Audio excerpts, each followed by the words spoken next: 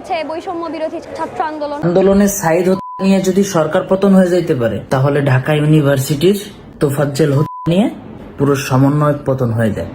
Openly মানে আমার পক্ষে কিছু করার নেই, আপনার পক্ষে কিছু করার না থাকলে উপদেষ্টা হয়েছেন কেন? বিশ্ববিদ্যালয়গুলোতে রাজনৈতিক প্রভাব খাটানো ও টাকা আত্মসাতের অভিযোগে সমন্বয়ক সার্জিস আলম ও হাসনাত আব্দুল্লাহর বিরুদ্ধে মামলা করেছে বাংলাদেশের আইনজীবীরা।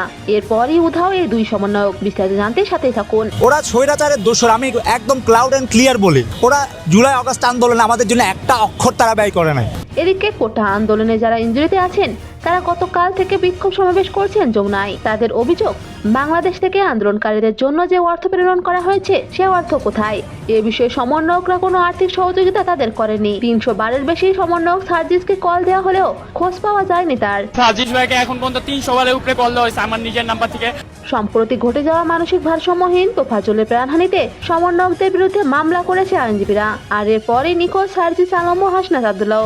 ডক্টর মোহাম্মদ ইউনূস সহ 14 জনের বিরুদ্ধে আপনার অভিযোগ গঠন করেছে।